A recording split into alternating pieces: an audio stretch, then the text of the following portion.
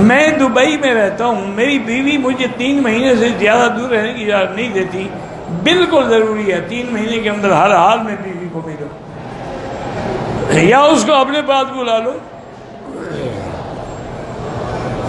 حیض کے دوران عورت کلمہ پڑھ سکتی ہے، ذکر کر سکتی ہے، سبحان اللہ الحمد پڑھ سکتی ہے۔ ایک کمرشل پلاٹ میں نے سیل کرنے کی نیت سے خریدا ہے، 75% رقم ادا کر دی ہے، 25% قرضہ لے کے ادا کی ہے، قرضہ اتارنا بھی ہے، زکوٰۃ دینی بالکل دینی ہوگی، 75% کی تو آپ زکوٰۃ دیں نا، قرضے والی زکوٰۃ نہ دیں۔ بیوی ضد کرے ایسی چیز خریدنے کی جو اس کے شوہر کی طاقت نہ ہو تو کیا کرے؟ معافی مانگ لے، پاؤں پہ ہاتھ رکھے، یہ تو کر سکتا ہے، بھئی نہیں کر سکتا اور کیا کرے گی؟ آپ معافی مانگو یا چیز خریدو۔ کہتے کہ جی حنفی ہونے کے باوجود آپ دوسرے ائمہ کی رعایت، چونکہ ہم ائمہ اربعہ کو برحق سمجھتے ہیں۔ کوئی آدمی کسی دروازے سے آئے، آ تو کعبے میں رہا ہے، مذہب کا معنی ہی راستہ ہوتا ہے، تو جب ائمہ برحق ہیں ترجیح آدمی اپنے امام کو دیتا ہے جس کی اس نے فقہ پڑھی ہے۔ ہاتھ میں قرآن لے کے طواف کر سکتے ہیں لیکن بے ادبی کا خطرہ ہوتا ہے، کہیں دھکا لگے اور قرآن ہی گر جائے۔ طواف شروع کرتے ہوئے نیت حجر اسود کے سامنے سے، عمرے کے بعد طواف وداع واجب نہیں ہے، زمزم کو اور پانی سے نہ ملائیں۔ ایک آدمی مدینے سے آیا، اس کو راستے میں کچھ پیسے ملے ہیں، اگر مالک کا پتہ نہ لگے تو غریبوں میں تقسیم کر دو۔ بچی زندہ پیدا ہو اس کے لیے غسل بھی ضروری اور جنازہ بھی ضروری ہے۔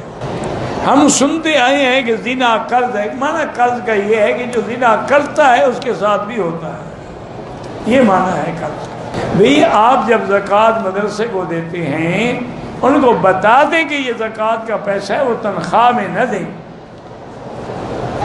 طواف کے دوران عورتیں بے پردہ ہوتی ہیں، نظریں پڑ جاتی، بعد نظر جھکا کے رکھو اور لا حول پڑھتے رہو۔ شادی کو کافی دن ہو گئے، اولاد نہیں ہے، ٹیسٹ بھی کروا سکتے ہیں، لیکن شرط یہی ہے کہ بی بی ٹیوب کا جو ہے اس میں نطفہ جو ہے وہ خاوند کا ہو اور کسی کا نہ ہو۔ بہرحال حور خوبصورت ہوگی، باقی لاکھ انداز ہوگی، فلاں ہوگی، یہ تو پتہ نہیں کیا ہے۔ آپ کی دنیا کی بیوی بھی نہیں کڑھے گی کیونکہ جنت میں تعصب ہوگا ہی نہیں۔ لا فیہا غول، وہاں کسی قسم کا آپس میں نہ حسد ہوگا۔ وَنَزَعْنَا مَا فِي صُدُورِهِم مِّن غِلٍّ إِخْوَانًا عَلَىٰ سُرُرٍ مُتَقَابِلِينَ، اور پھر اس کی بیوی جو ہے وہ تو حوروں سے بھی زیادہ خوبصورت ہوگی، وہ کیوں جلے گی؟ میرا گھر 2 جگہ پر ہے، جب گھر میں جائیں پھر نماز پوری پڑھیں، 2 جگہ ہو یا 10 جگہ ہو۔ حجر اسود کے دوران بوسہ دیتے عورتیں درمیان میں آ جاتی ہیں، بوسہ دینا لازمی نہیں ہے، آپ نہ جائیں، بس دور سے اشارہ کر کے چلے جائیں، اپنے آپ کو بچائیں۔ آذان سے پہلے جو ہمارے ہاں صلاۃ والسلام پڑھتے ہیں وہ بدعت ہے۔ میرے والد اور میری بیوی کے تعلقات اچھے نہیں ہیں، اللہ وہ بھی باپ سمجھے اور وہ بھی بیٹی سمجھے، باقی دعا کرو۔ مدرسے میں پڑھائی کے دوران بچے کو سبق یاد نہ ہو تو مار سکتے ہیں، اتنا نہ ماریں کہ ٹانگیں ٹوٹ دیں۔ خامن نے بیوی کو کہا کہ بہن بھائیوں کے گھر گئی ہو تو میری طرف سے فارغ ہو، پھر جائے، بالکل حنفی مسلک میں طلاق ہو جائے گی۔ عورت کو نوکری کرنا جائز ہے، بالکل جائز ہے، لیکن وہاں کرے جہاں آگے بھی یعنی عورتیں ہوں، جیسے سکول میں بچیوں کو پڑھاتے ہیں تو وہ جائز ہے، مردوں میں مل کے نہ کرے۔ کہتے ولیمہ کھانا تو سنت ہے، لیکن نکاح سے 2 دن پہلے جو کھانا کھلاتے ہیں وہ تو سنت نہیں، وہ تو ویسی چٹی ہے۔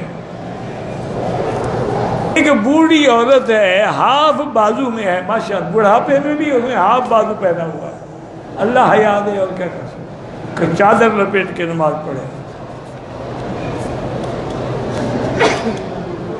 فتنہ قادیانیت جو ہے وہ سب سے بڑا فتنہ ہے اس دور کا، اور قادیانی جو ہے صرف کافر نہیں بلکہ مرتد ہے۔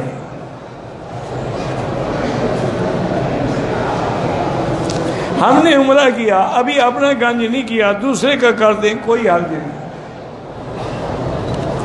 زکوٰۃ جب 7.25 تولے سونا یا 52.5 تولے چاندی کی قیمت ہو جائے تو پھر 2.5% ادا کر لیا، اوپر بھی جتنا ہو۔